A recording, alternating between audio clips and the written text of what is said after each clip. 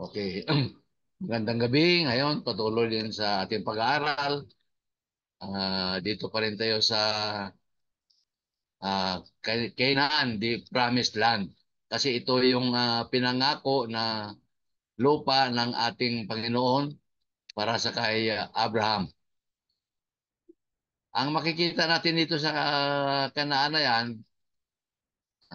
mayroon siyang mga lupain, at mayroong valley, yung mga yan, nakikita natin dito. Itong ano niya, yung mga hills, yung may mga damo-damo na yan, at ang mga kabundukan. Ito yung Mount Nebo na kung saan, hindi dyan na lang na tumingin si Moses kasi tatawid sila dito sa Red Sea. Kaya hindi siya nakarating ng Kanaan, kaya dito na lang sa tumingin sa itong Mount Nebo. Ito, hindi na siya nakaabot sa road. Saka may mga disyerto din po ito. Sa kabila ng Mount Nebo na yan, mga disyerto na po yan. Saka yung mga bodies of water, ito yung ano ng Kanaan. May mga tubig na yan ang sa kanyang physical pictures o kung makita natin. Ito yung pinangako niya na lupa na ibigay sa kay Abraham.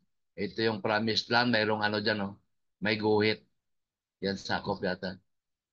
Sa ngayon ng Iraq, modern Iraq, wala, at saka mga sa Turkey, makikita natin yan sa moderno ngayon na panahon.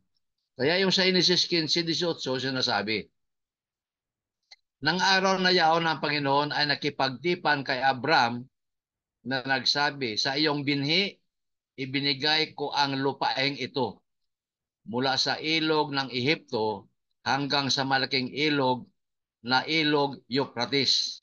Kaya yan ang ipinangako sa kanya ng Panginoon. Dito sa Genesis 15:18. Kaya punta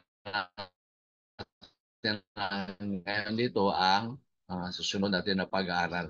Makita mo dyan, no? Ang ganda ng pangako ng Panginoon. May mga halaman, may mga bundok at may pagkain ng mga tupa, may tubig. Kaya maganda ang pangako na ibinigay sa kanila ng Panginoon. Kaya lesson 10 na po tayo. Abraham journey. Number 5 na ito, ng journey. Kaya makikita natin dito sa ating pag-aaral sa Lumang Tipan, ang kwento na kung saan yung sa kalagitnaan na tayo ng pag-aaral kay Abraham. Kaya gusto ko na ibigay sa inyo na kung ating natatandaan, yung mga istasyonan o yung kanilang pinuntahan, yung nakalagay dito, 9 stations, pero 16 lahat ito hanggang sa kanyang buhay. Marami siyang napuntahan na lugar. Kaya para malaman natin ito kung gaano kaabala yung buhay ni Abraham na sa kanyang panahon. Sa ika-siyam na ito na istasyon niya o kanyang pinuntahan.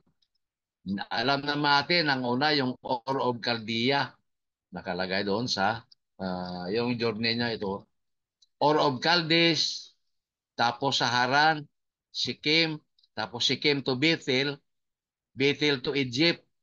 O may mga nakalagay na dyan. Egypt to Bethel, Bethel to Mamre o Hebron, and Hebron to Huba. Yan ang part 1 ng kanyang journey. Kaya pang siyam tayo, pero sabi dito, 16 lahat ito. Kaya yung part 2 na journey niya, itong Hoba mula sa Mamre dito, patuloy yan. May mga sitas tayo dyan. Makikita natin. Tapos sa Hebron to Gerar. Yun ang kanyang paglalakbay. Gerar to Beersheba. Beersheba to Mount Moriah. Itong Mount Moriah, talagang may kwento rito yung pag-alay ni Abraham sa kanyang anak na si Isaac. Tapos mula sa Moriah to Beersheba. Tapos Beersheba to Hebron. Yan ang kanyang paglalakbay. Yung part 1 at saka part 2. May ano naman dyan, mababasa natin. Kaya makita natin diyan yung ibinigay sa kanya na kung saan siya pupunta ay nababasa natin doon kanina at dito sa Mount Ebal at and Mount Gerizim itong kung naalala nyo lang ito yung lugar na kung saan with cursing and blessing kung natandaan natin sa ating pag-aaral. At ang ikaapat na istasyon dito yung Bethel na ano nasabi na kanina doon.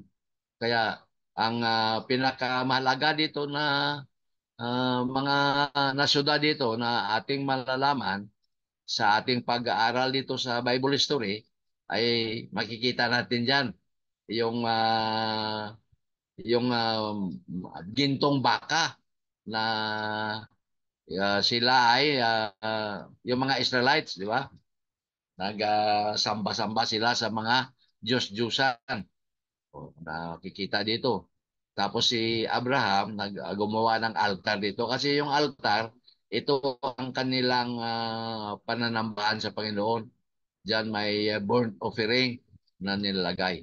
Tapos sa ikalimang istasyon yung Ehipto. Dito niya sinabi na si Sarah ay kanyang ah, kapatid. Kaya kinuha ni Haring Parao na gawin niya ang asawa kasi maganda si Sarah. Kaya ang Panginoon nagbigay ng babala kay Parao. Sabi niya, ano mo si hindi mo yan asawa yan ni Abraham. O sabi niya. Kaya binalik ni Parao sa kay Abraham si Sarah at sila ay sabi niya lumayo na kayo sa lupang ito.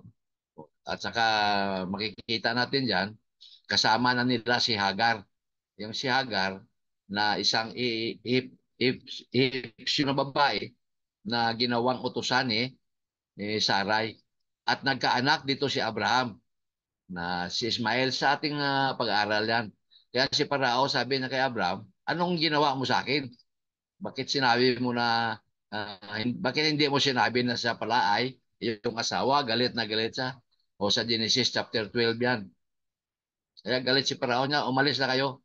Pero kahit papano, binigyan niya pa rin ang mga ari-arian, mga baka, kung ano-ano na kanilang kailanganin sa kanilang paglakbay. Kaya makikita dito, yung may mga problema naman sa mga nagpapastol yung sa kay Lot na pamangkin niya at saka kay Abraham na mga tauhan niya sa pastulan, mayroong hindi pagkaunawaan. Hmm.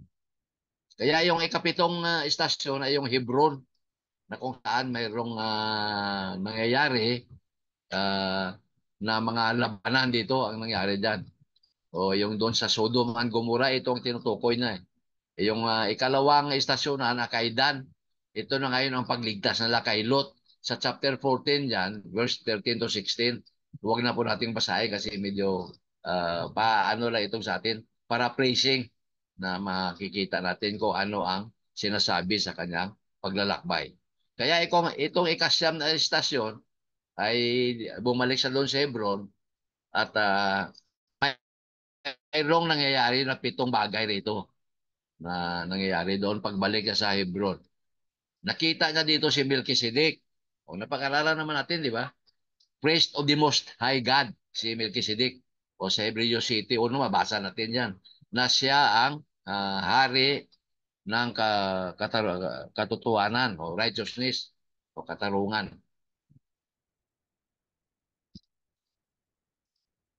O yan si Melchizedek. Genesis 14:18. Siya ang hari ng Salem. Nagbigay siya ng pagkain, no? At saka siya ang pinakamataas na pari ng Diyos, Melchizedek. Nakipagkita si Abraham. At dito nagbigay si Abraham ng kanyang ikapu. Kasi napag-aralan natin na mga Israelites kailangan magbigay ng tithe, yung 10% sa kanilang ari-arian. Kaya makikita natin dito na mayroon namang kasunduan na nangyari. Oh, si Hagar at si Ismael sa chapter 16 na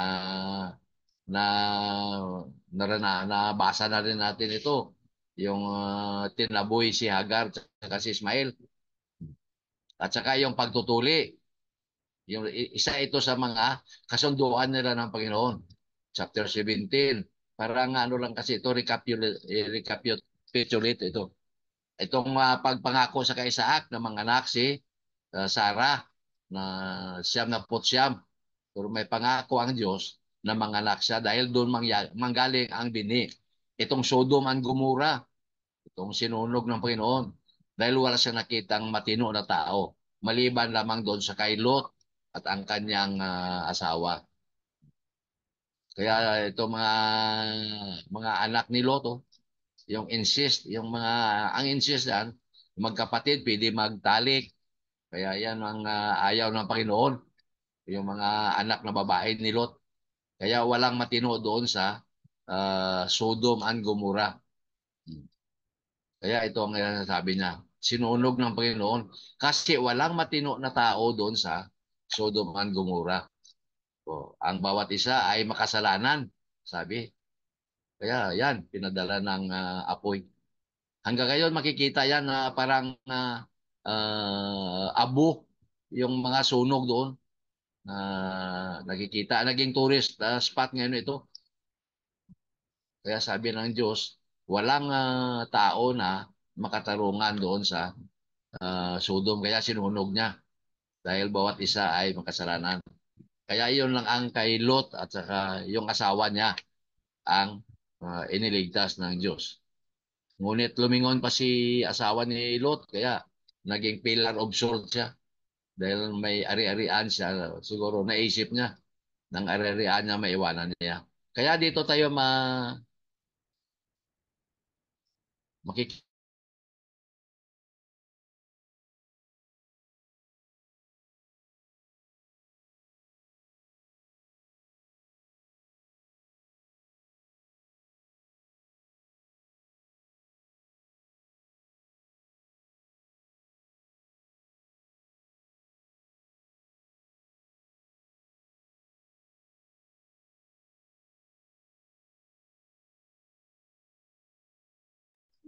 Nawala si Brad. Post natin, post. Itong ikasampu na istasyon o yung kung saan tumigil si Abraham kasi nalalakbay sila. Yung sa Gerar, sa lugar ito. Dito naman siya nagsinungaling dahil sabi niya kay Sarah na kapatid niya lang. Kasi nakita ni Haring Abimelech. Kaya ang ginawa ni Abimelech, kinuha niya si Sarah para gawin niyang asawa. Kasi maganda si Sarah. Kaya ito makikita natin yung sa Cadiz, yung lugar ito kung saan nasa Gerar yan. Itong kanilang ikasampu na pagtigil. O nangahanap siya ng pagkain doon, saka yung mga damo ng kanyang mga baka at kanyang tupa. Kasi marami silang dala ng mga hayop. O. At saka malapit ito sa Mediterranean Sea. Alam naman natin yung Mediterranean Sea, malawak na mga na dagat yan. Diyan naglalakbay si Apostol Pablo sa kanyang paglalakbay. Kasabi niya, si Sarah ay kanya lamang dito sa nagsinungaling sa kay Haring Abimelech, dito sa Gerar. Kaya si Abimelech dito ay nagkaroon ng ugnayan kay Abraham at kay Sarah. Kasi gusto niya si Sarah, asawahin niya. Kaya kinuha niya si Sarah na parang gawin ng asawa ito. Kasi sabi niya, ay kapatid niya lang. Kaya gusto ni Haring Abimelech. Kaya kinuha niya si Sarah para gawing parang asawahin.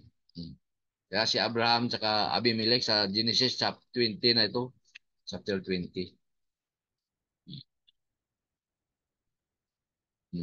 Kaya nga sabi ng Panginoon sa kay Abimelech, huwag mong kunin yan, ang babae na yan. Kasi kung kukunin mo yan, ah, may asawa siya, sabi ng pangitain na parang pangitain sa kanya ng Panginoon na huwag niyang kunin ito o gawing asawa kasi nagustuhan niya eh.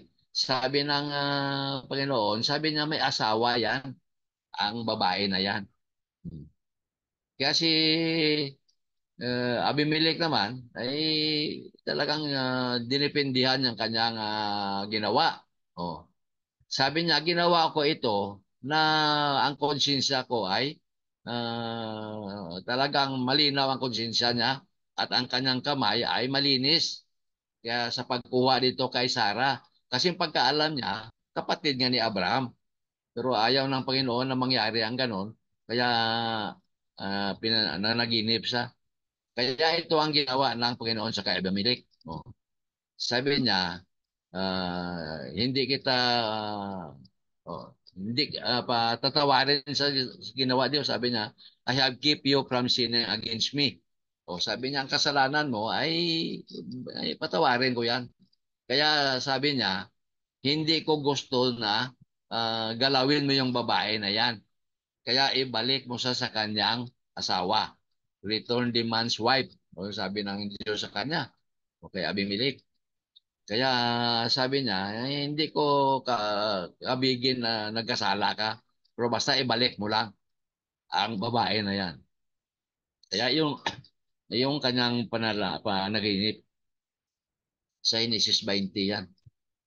Sabi niya, may asawa ang babae na yan. Kaya ibalik mo doon sa kanyang asawa. Yung,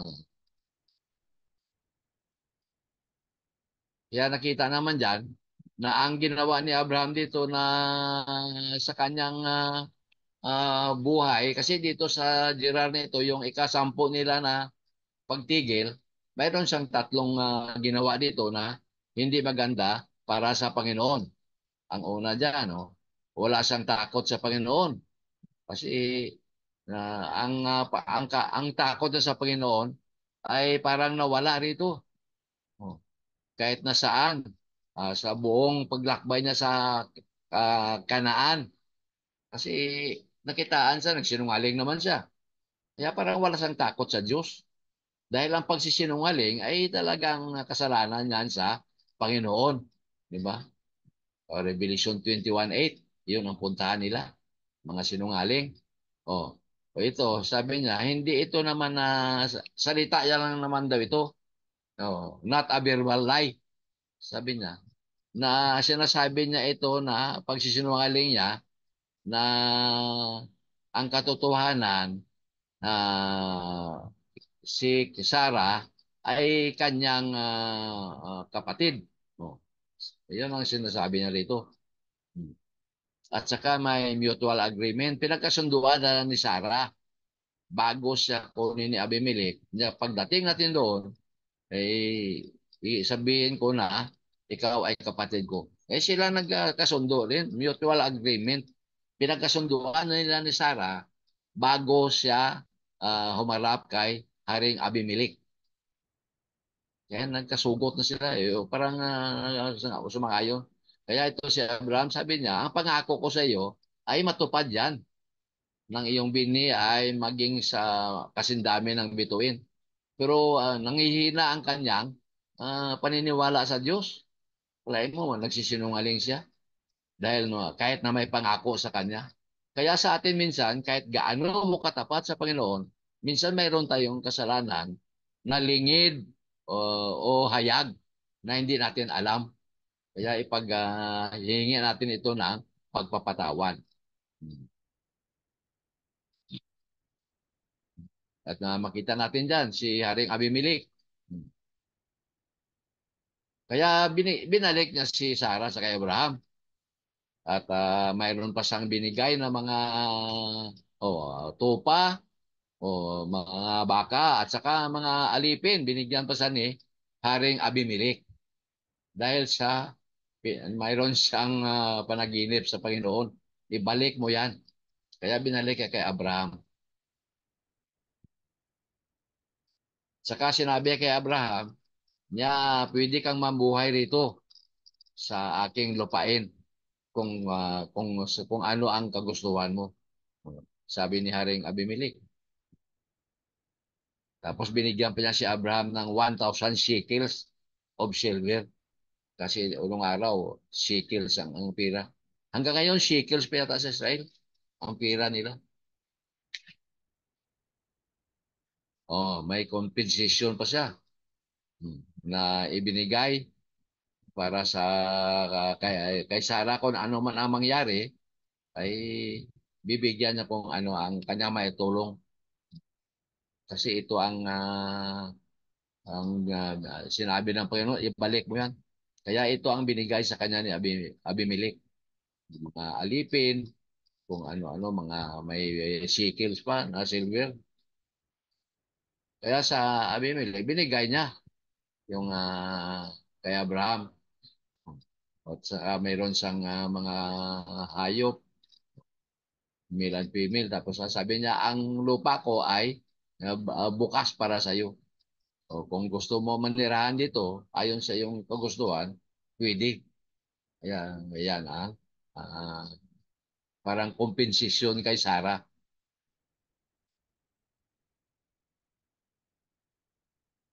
Kaya si Abraham, tinatawag nito yung Abrahamic na covenant nila, yung pangako sa kanya ng Panginoon.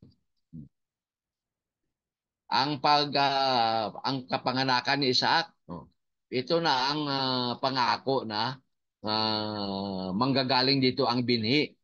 So, sa Genesis 21 from verse 1 to 7. Ito ang pinangako sa kay Sarah na manganak siya 99 years, kalay mo. Kaya ito na ang kapanganakan ni Isaac. Kaya ang Diyos ay nagpakita sa kay si Sarah ay nagpakita ang Diyos sa kanya na ito na ang pangako nito ay matupad na. Saka, kaya ang Panginoon ay tumutupad talaga sa kanyang pinangako. Kung ano ang kanyang sinabi, tinutupad na yon na magkaroon ng anak si Sarah kahit na siya ay matanda na dahil doon manggaling ang tinatawag na seed of the woman. Yung Panginoon ang tinutukoy doon sa Genesis 3:15. Ito ang pangako. Kaya si Sarah, nakaanak pa sa kanyang katandaan. 99 years. Marami yan. Manganak siya ni Abraham ng isang anak na lalaki. Si Abraham, 100 taon. Nang si Isaac ay na ipinanganak. Isaac is born. Genesis chapter 21. O, mga edad daw, 99 years. Oh. Pero maganda pa tingnan. No?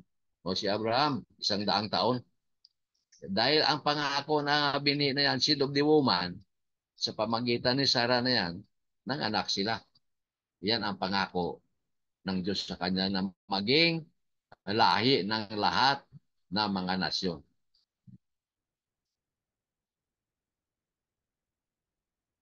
O, makita natin dyan sa mga sumusunod na mga talata.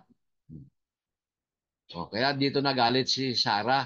O, verse 8 until sa Genesis 20 yan, 20:21. O si Isaac, sa edad na 3, siyempre ginagatas pa yan, when about the age of 3. Si Ismael, ito ang kanyang kapatid na sa kay Hagar naman, yung Egyptian woman na ginawa nilang alipin at sinipingan ni Abraham na nagkaroon ng anak. Kaya si Isaac, 3 taon pa lang, si Ismael, 15 to 17 years old na. Kalahin mo yan? Ang agwat nila matagal, malayo. Kaya makikita natin dito.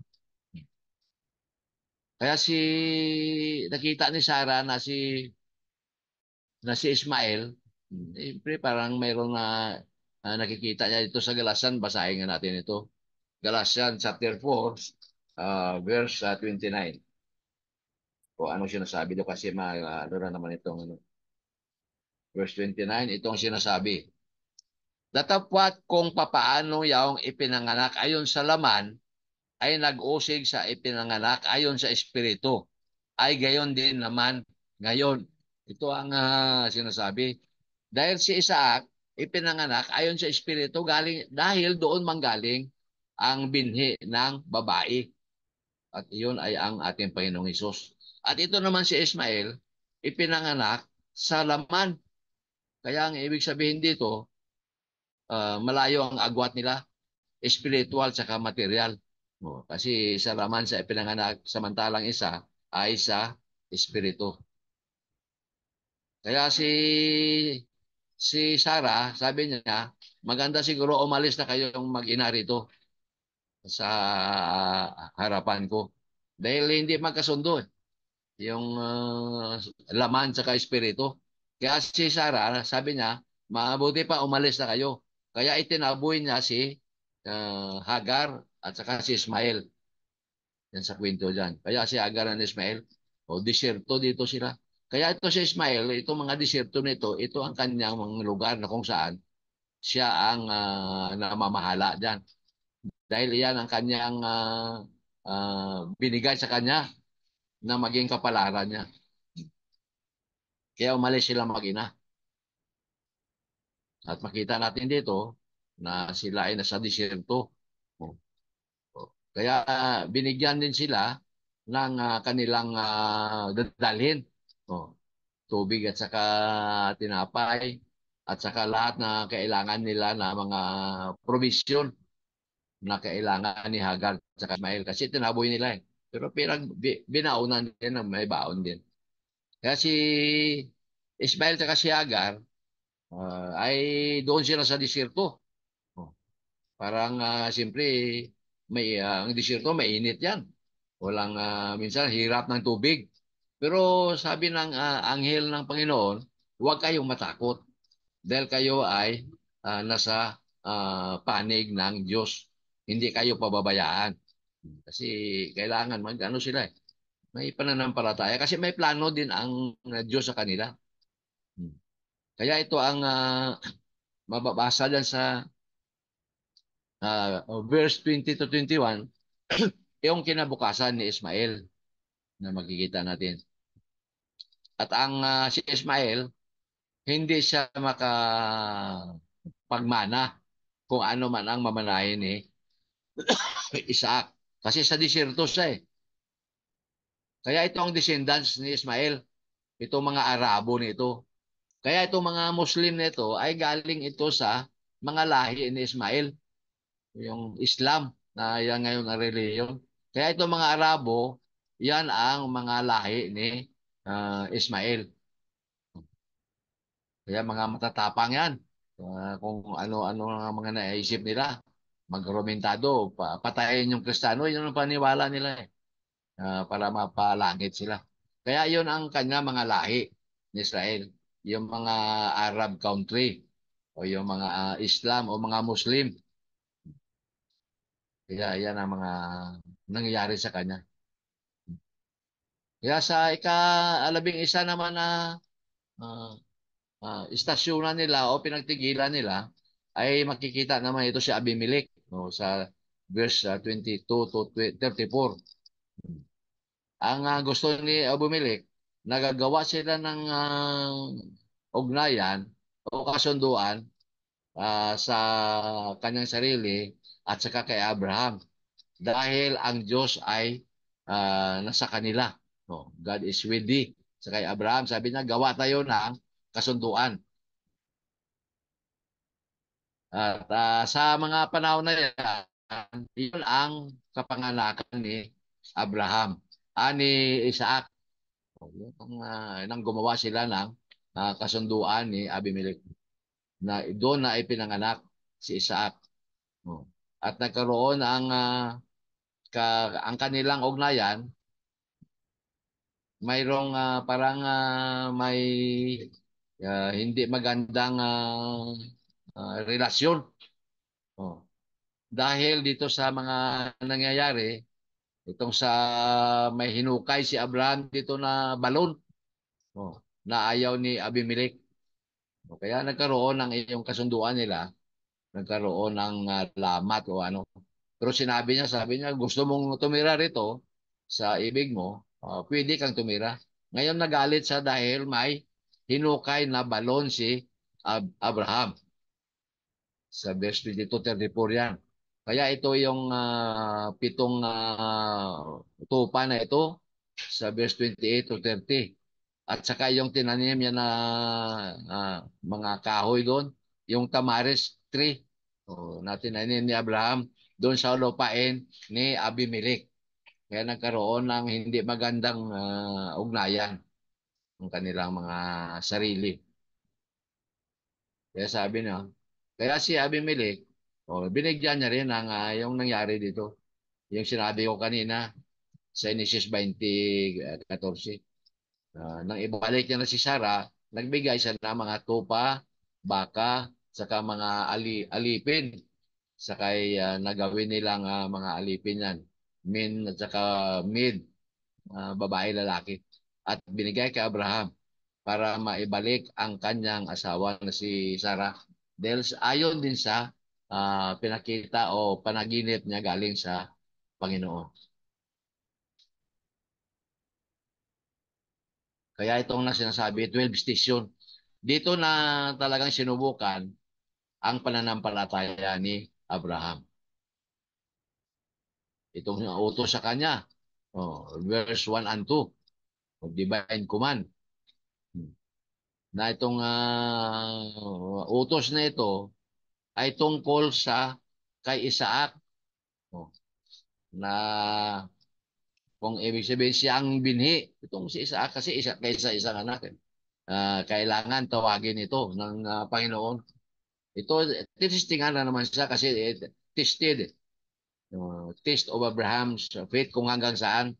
Kaya itong Moriah, ito ang bundok doon sa lupain ng Moriah. May bundok doon.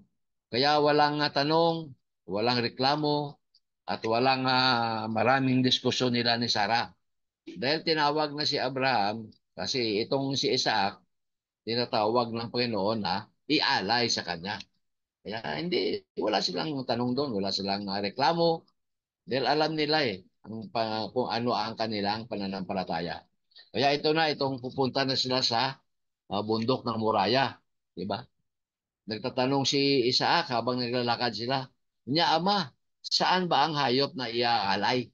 Kasi nagtatanong siya kung sino. Hindi na alam kasi alam ni Isaac, yung burnt offering na yan ay ialay sa Panginoon. Kaya naghanap si Isaac kung saang hayop. Pero tupa ang ano dito, ang pagkaalam. Kaya dala niya ng kahoy, yan ang panggatong sa burnt offering. Kaya sabi ng ama niya, Diyos ang magbigay. God will provide. Yung tinatawag na, kaya doon ang galing ang yung Jehovah Jireh o kung sa paraan ng Panginoon. O God will see o God will provide yung Jehovah Jireh. Yan si Abraham at si Isaac. Habang umakyat sila, nagtatanong ang bata.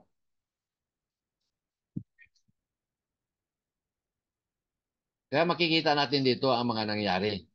Ang paghanda o aga pa sila umalis sa kanilang lupain papuntang bundok na sa Muraya. May dalawang utusan saka at ang kanyang mga hayop. Makita ito si Isaac dito, mga probably 17 or 18 years old o 10 year pa. 3 taon pa lang sa noon nung si Ismael na kapatid niya ay di city. Marami ano, may ilang taon ang mga 14 years o 15 years bago siya gusto ng Panginoon na ialay, binatilyo na. Kaya na dumating sila doon sa lugar na kung saan siya ay ialay. Sa ikatlong araw, kalay mo, umalis sila. Ikatlong araw, dumating sila. Ang layo din pala nito ng Mount Moriah.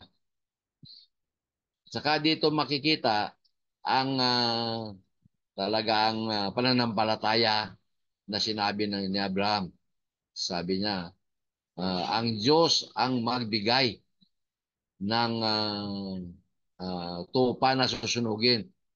The bird offering, my son. Sabi ng tinanong siya, niya ama, saan ang hayop na ialay? Sabi ni Abraham, ang Diyos ang magbigay. Kaya Jehovah Jireh ng tupa na kung saan isusunugin anak ko. Sabi niya, kasi tinatanong siya, ito na. Handa na si Isaac ang ialay kasi yan ang utos ng Panginoon. Ialay mo sa akin. Pero yung anghel ng Panginoon, sabi niya, wag mong pagbuhatan ng anuman ang iyong anak. Kaya napatunayan siya sakin na. Hmm. Ang ibig sabihin, talagang ibigay niya sa Panginoon. Pero hinarang, dahil nakitaan na ang kanyang pananampalataya ay tapat sa Panginoon. Sinusunod niya.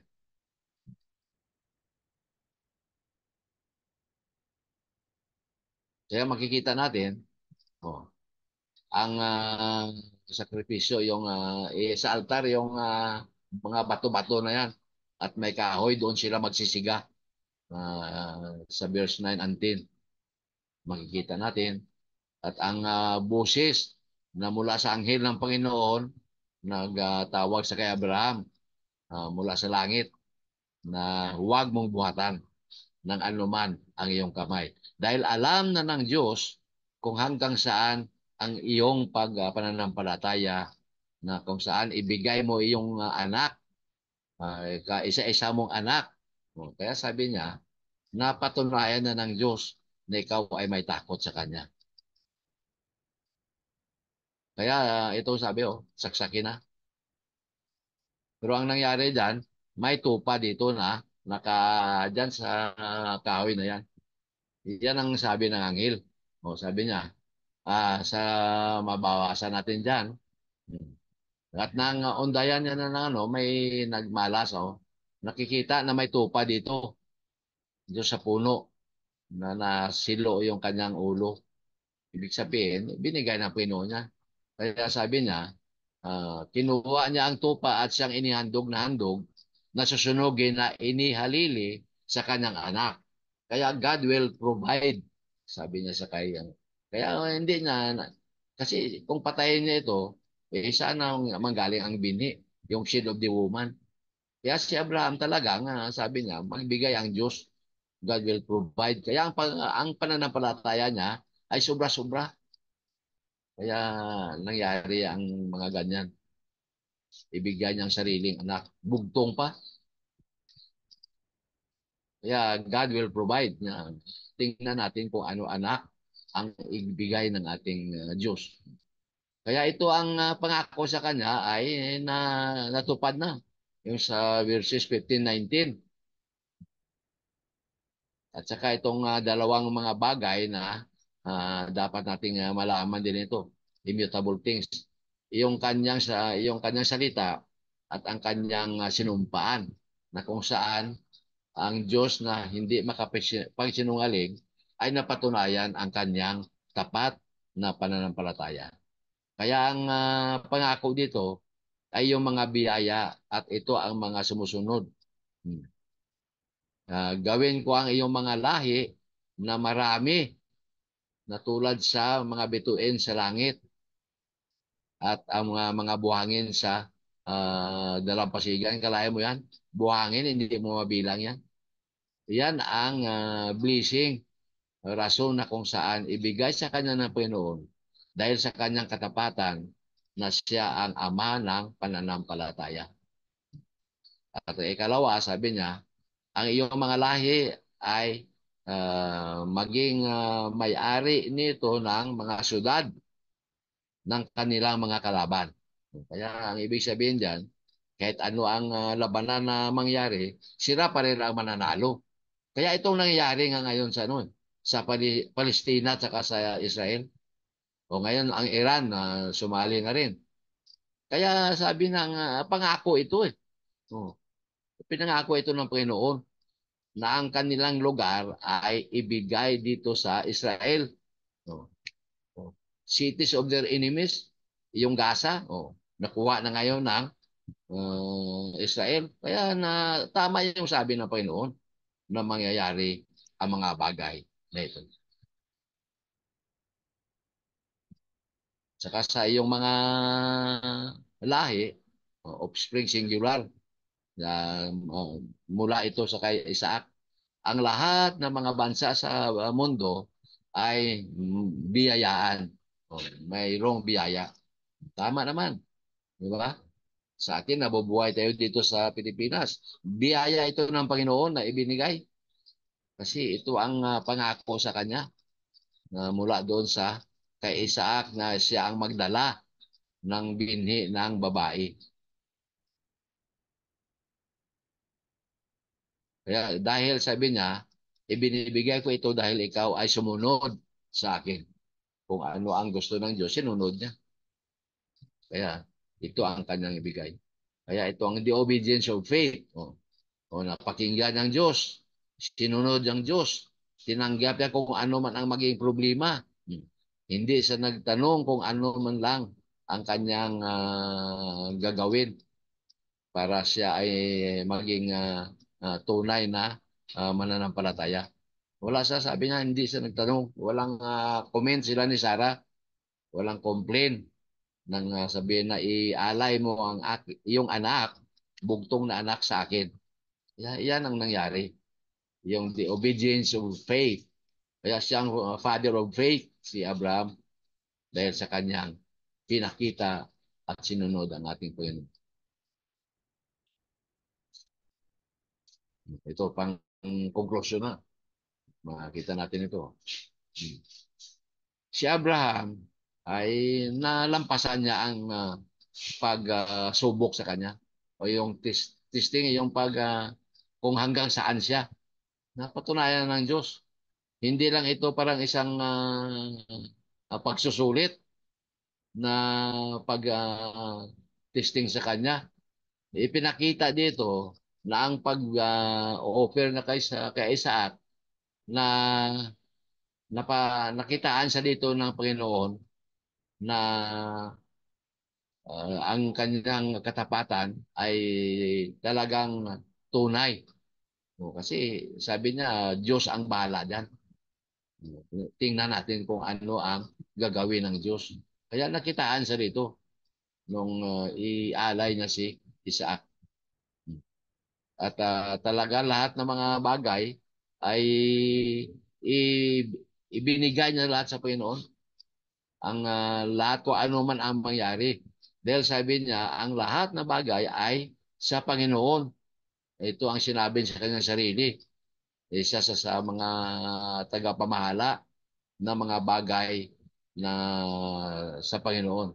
Hindi lamang sabi niya mga tupa, hindi lamang mga alipin, hindi lamang mga baka, kundi ang kaniyang kaisa-isang anak na si Isaac ang kanyang ibinigay.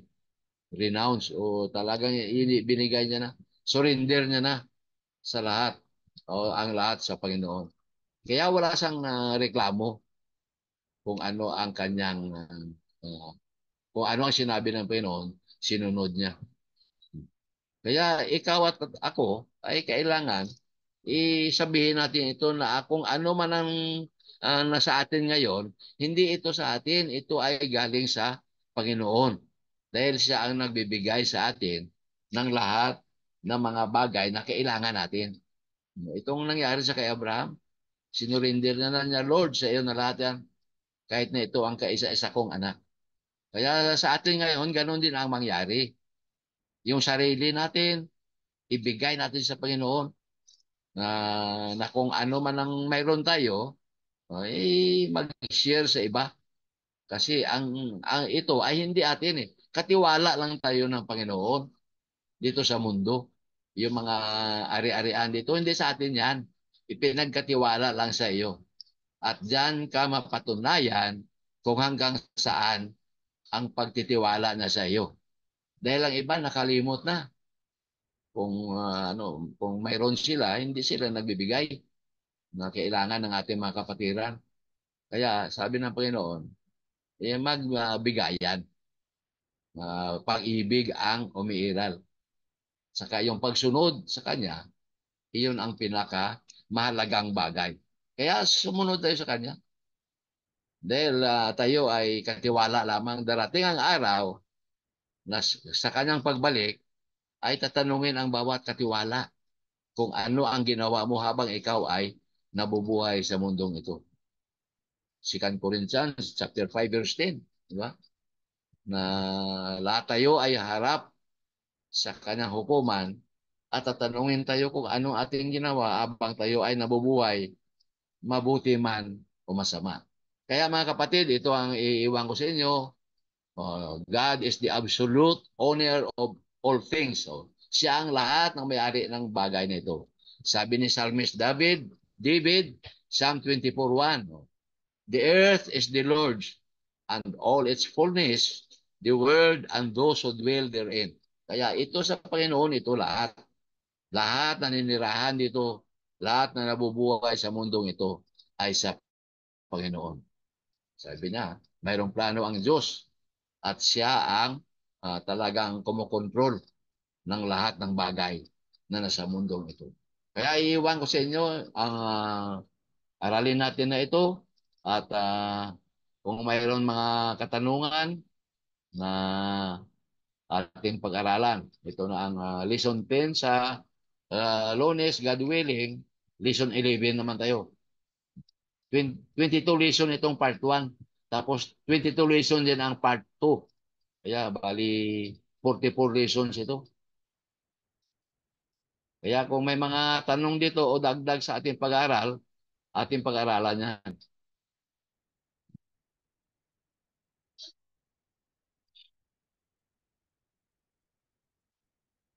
Oh. Oh, may mga katanungan, Brad?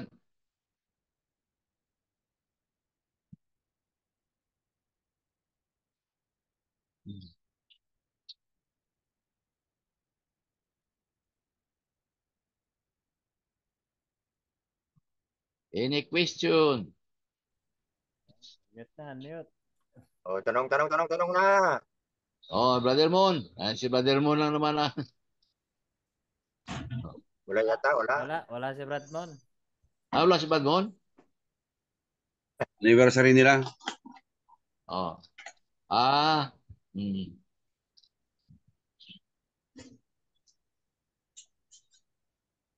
Malapit na matapos ang kay Abraham na ito.